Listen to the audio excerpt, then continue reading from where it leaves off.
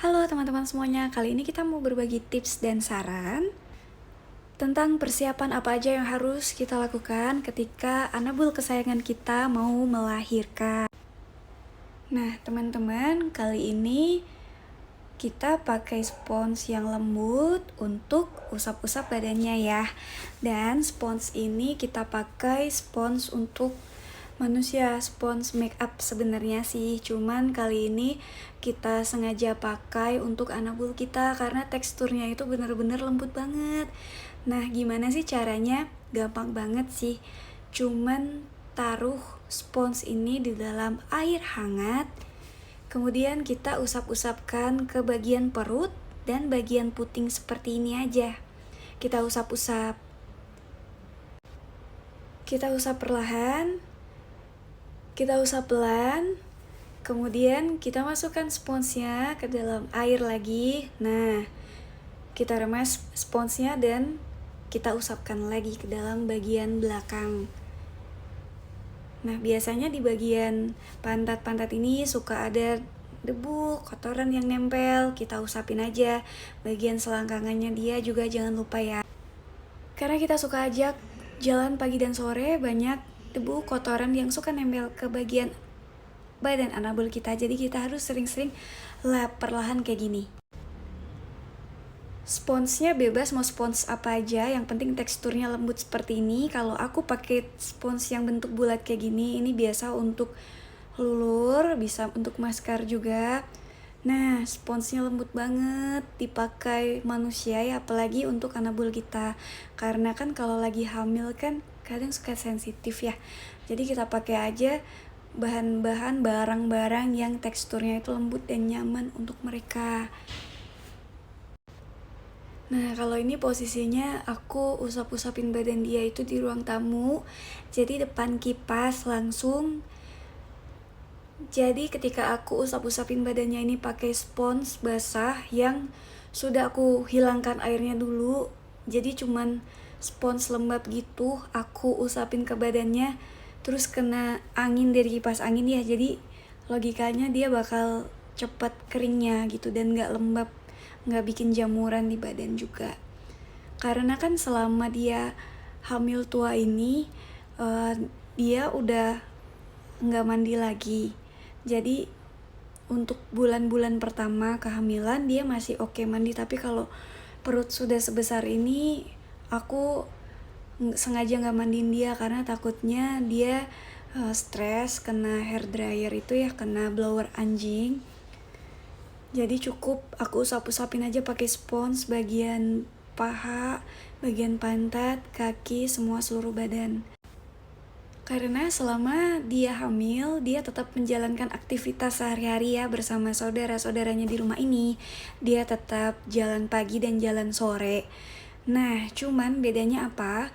Bedanya itu dia ketika hamil sudah mulai besar kehamilannya, kita sengaja untuk kurangin jarak tempuhnya dia. Jadi semisal biasanya dia jalan pagi atau jalan sore itu 20 menit, sekarang jadi 15 menit aja.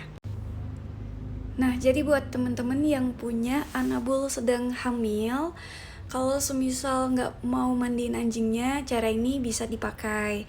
Jadi kita usap-usapin aja air hangat ke badannya dia setiap hari ya. Kalau misalkan sore atau jam berapapun bebas, karena kan dia nggak mandi, jadi biar dia nggak bau aja gitu. Tapi kalau semisal dia masih rutin mandi juga nggak masalah sih. Cuman ini kan aku emang sengaja nggak ngajak dia mandi ke pet shop atau mandi sendiri ketika usia kehamilannya dia sudah mulai tua ya, ketika dia sudah berbadan besar. Karena aku takutnya si anak ini dia akan stres kena blower gitu. Dan ketika kemarinnya aku sempat konsultasi ke dokter, sebenarnya boleh nggak sih anjing setelah dipacakin atau setelah dikawinin itu dia mandi? Sebenarnya jawabannya tuh boleh, nggak masalah, asalkan anjingnya kita itu nggak stres dan nggak takut sama blower kayak gitu. kenapa ada dokter yang menyarankan nggak usah mandi aja karena takutnya anjingnya kita itu stres gara-gara kena blower. Nah, itu akan mengganggu kehamilannya dia. Kan logikanya juga ya, kalau semisal manusia pun sedang hamil juga nggak boleh stres gitu kan. Sama si anjing juga kayak gitu.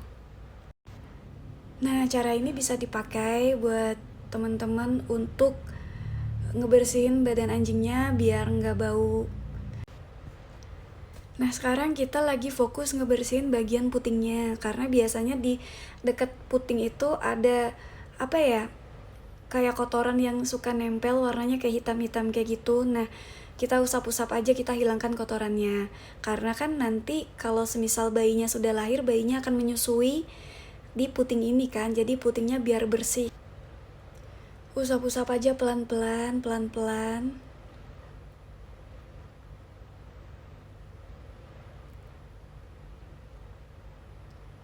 Nah, biasanya di bagian puting ini suka ada kotoran, makanya kita harus bersihin pakai spons dan sponsnya yang lembut. Biar ibu hamilnya juga nyaman sih. Oke deh, udah bersih. Usap lagi, usap lagi.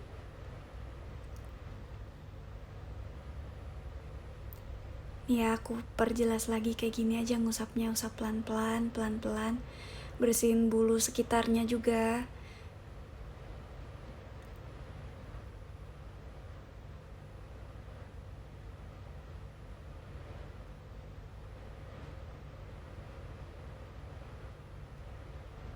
Nah, habis ini aku akan kasih contoh. Ini puting yang sudah bersih. Tuh kan, udah bersih, nggak ada kotorannya. Nah, ini puting sampingnya yang masih kotor nih, suka ada kotoran hitam-hitam kayak gini yang suka nempel. Nah, makanya dari itu kita harus lap-lapin gitu pakai spons di bagian putingnya biar bersih. Sebenarnya kalau misalkan nggak dilapin pun juga nggak apa-apa sih, cuman kan biar bersih aja ya. Dan nanti kan puting ini juga bakal disusuin sama anak-anaknya, jadi biar anaknya juga nanti juga minum air susu yang dari puting yang bersih gitu kan. Jadi ya nggak usah males-males lah kita bersih-bersihin kayak gini. Lagian ini juga nggak menyita waktu panjang juga sih, cepet ngerjain kayak gini. Apalagi kan kita ngasih perhatian untuk anabul kesayangan kita yang lagi hamil kan. Kita elus-elus, kita usap-usap, pasti dia juga bakal ngerasa tenang dan nyaman. Nah, selesai kita membersihkan bagian perutnya, kita sekarang pindah ke bagian bulu. Kita cek bagian paha, pantat, kemudian kita cek juga nanti bagian ekornya gitu. Kita usap-usap aja pakai spons ini. Jadi nanti kalau semisal kayak ada daun-daun atau ranting yang suka nempel, kita bisa hilangin biar anabul kita tetap bersih walaupun dia nggak mandi.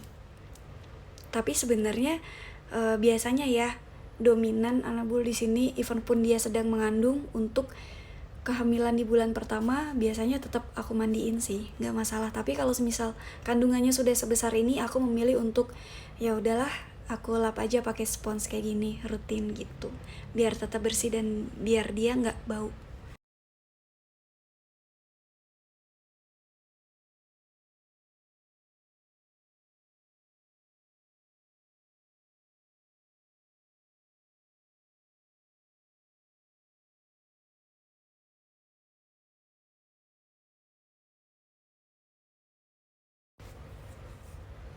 Karena dengan kita nyentuh-nyentuh badannya dia itu, dia akan ngerasa kalau misalkan kita perhatikan, dia akan merasa kalau semisal dia kita sayangi, dan secara nggak langsung kita juga bisa ngecek badannya dia, apakah ada kutu, apakah ada jamur gitu kan.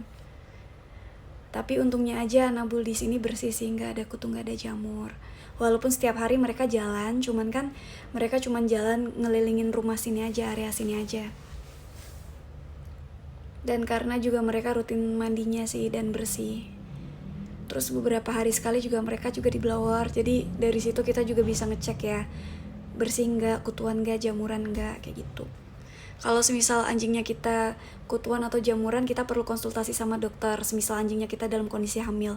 Tapi syukurnya aja untuk keluarganya Hercules belum pernah ada pengalaman, dan jangan sampai juga ya ada kutu atau ada jamur apalagi kalau lagi hamil. Nah, setelah aku usap-usap badannya, setelah aku bersihkan, aku kasih dia cemilan biar dia seneng. Terus juga untuk memastikan kalau semisal sponsnya itu bersih juga di badannya dia, kering, aku juga bakal lap-lap badannya dia pakai kain pink, kain hijau, pokoknya kain yang benar-benar bersih aku lapin aja di badannya dia untuk memastikan bahwa tidak ada air yang tertinggal, air dari spons tadi kan. Karena kan spons yang kita masukin ke dalam air hangat itu kan dia basah, dia lembab. Jadi untuk mengeringkannya lagi, usap-usap pakai kain kayak gini beberapa kali. Nah, jadinya bersih deh, harum deh dia, nggak bau. Intinya kita sebagai orang tuanya dia, kita sebagai ownernya dia, kita juga jangan malas untuk kasih perhatian lebih sama dia, karena kan dia sedang masa hamil besar dan dia butuh ekstra perhatian dari kita.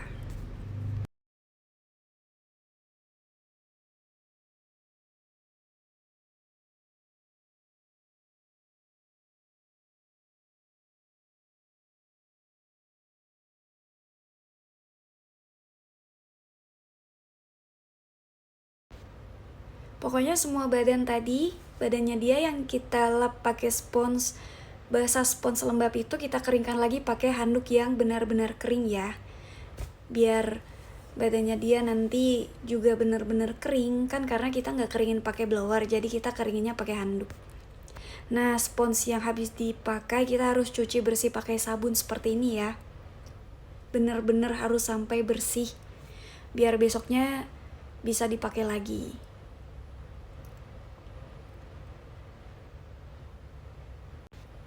Sponsnya dicucinya pakai sabun, dibilas sampai benar-benar bersih dan tidak ada busa yang tertinggal. Untuk memastikan dia benar-benar bersih, kita rendam lagi pakai air panas atau air hangat seperti ini. Biar sponsnya steril, besok bisa dipakai lagi. Nah, kita rendam pakai air hangat. Terus kita diamkan. Sebelum direndam pakai air hangat, cucinya beberapa kali ya, pakai sabun ya. Pokoknya benar-benar dicuci sampai busanya itu ini kuning dan bersih. Nah, setelah beberapa kali dicuci sponsnya, kita cuci juga untuk persiapan dia lahiran adalah ini dia, kita cuci botol susunya dia. Walaupun botolnya ini baru atau bekas, tapi jarang banget dipakai, kita tetap harus cuci dia ya. Kita cuci botolnya pakai sabun beberapa kali. Kita rendam seperti ini. Nah, ini ada botol, ada pipet, terus ada gunting yang nanti untuk lahiran kita sterilkan juga. Setelah kita cuci pakai sabun, jangan lupa direndam pakai air panas. Nah, ini dia sudah bersih kan? Ada pipet, ada gunting. Nah, jangan lupa juga siapkan sarung tangan untuk lahiran. Ini juga susu untuk ibu menyusui. Bisa juga nanti buat papisnya. Nah, ini kita siapin kotak lahirannya dia.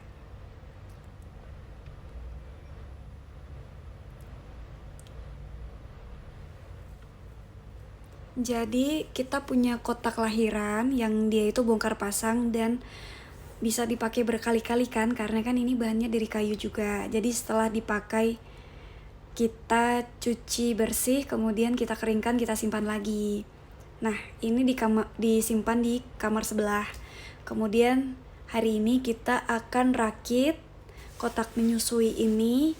Jadi nanti kalau anabul kesayangannya kita udah mau melahirkan, udah ada tanda-tanda kontraksi, kita udah nggak perlu lagi bongkar pasang kotak melahirkan. Kita hanya cukup fokus untuk membantu anabul kesayangan kita dalam persalinan aja. Oke deh, kita angkat dulu ya kayunya dari kamar sebelah. Nah, jadi kotak menyusui ini terdiri dari 1, 2, 3, 4, dari 5 kayu yang dia bongkar pasang. Jadi dia itu ada kaitannya di kanan kiri gitu. Nanti kita pasang rame-rame. Nah, kayu yang aku bawa ini kayu untuk bagian samping. Kalau nanti teman-teman penasaran kita belinya di mana, nanti bisa komen aja di bawah ya. Nanti kita kasih tahu linknya, karena kayu menyusui ini kita pesan dari salah satu pet shop, dan ini udah dipakai beberapa kali lahiran, awet, udah bertahan beberapa tahun juga. Jadi kayunya ini bentuknya nanti dia persegi panjang. Dan kotak kayu persegi panjang ini sudah didesain khusus untuk anabul yang menyusui. Jadi nanti anakannya nggak bisa keluar dari kotak ini, tapi indukannya bisa keluar masuk gampang gitu. Nah, untuk bagian bawahnya aku kasih kardus bekas. Jadi biar nanti kalau semisal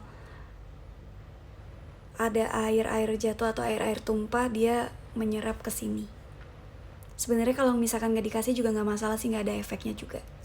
Cuman biar lantainya bersih aja. Nah, ini kita mulai rakit satu persatu ya. Nah, ini pintu yang aku bilang tadi. Jadi pintunya ini tuh bisa memudahkan indukannya keluar masuk, tapi anakannya nggak bisa keluar dan masuk. Praktis kan? Kalau misalkan teman-teman nanti ada yang penasaran belinya di mana atau bikinnya di mana, nanti silakan tinggalkan komen aja ya. Jadi nanti akan aku kasih tahu kita dulu pesannya di mana. Harganya juga terjangkau sih ini. Dan bener-bener rapi juga pembuatannya. Jadi ini aku rekomendasikan buat kalian-kalian nanti yang anabulnya mau menyusui tapi bingung mau ditaruh di mana, bisa ditaruh di sini. Nah, ini buat alasnya ya. Alasnya nanti ada kayu di bawahnya. Tapi nanti setelah kayu aku akan perlakin lagi pakai ini perlak bekas ulang tahunnya Onama Hercules dulu di tahun 2019. Nah, dia di kanan kirinya itu ada pengait penguncinya gitu. Jadi ini kotak kayunya benar-benar aman dan kuat sih. Selama ini kita pakai berkali-kali untuk anabul kesayangan kita. Nah, bentuknya kayak gini. Bagus banget kan? Setelah dikasih perlak, kemudian aku kasih lagi kain-kain flanel warna hijau, warna coklat di sini. Oke deh teman-teman, itu beberapa tips dari kita, dari Hercules Family untuk kalian yang anabulnya sedang hamil. Saran dari kita yang pertama, kita sering-sering membersihkan badan anabul kita yang kondisinya tidak mandi ketika hamil tua, tapi kita ganti dengan membasuh badannya menggunakan spons yang lembab, kemudian diakhiri dengan handuk kering. Kemudian kita mencuci perlengkapan untuk lahiran seperti gunting, botol-botol susu, kemudian kita mempersiapkan juga susu dan dog food untuk ibu dan anaknya nanti. Kemudian juga kita menyiapkan seperti benang, hand glove juga untuk lahiran. Nah, setelah itu yang terakhir kita siapkan kotak menyusui. Jadi beberapa step ini yang biasa kita lakukan, yang biasa Hercules Family lakukan, cuman beberapa step aja, nggak riweh. Jadi nanti kalau semisal anabul kita sudah mulai lahiran, kita hanya fokus untuk membantu proses lahirannya saja, karena preparationnya sudah kita lakukan dari awal. Oke deh teman-teman, sekian dari kami ya. Makasih banyak waktunya. Thank you for watching. Jangan lupa ya, tinggalkan komen yang membangun. Oke, see you. Dadah.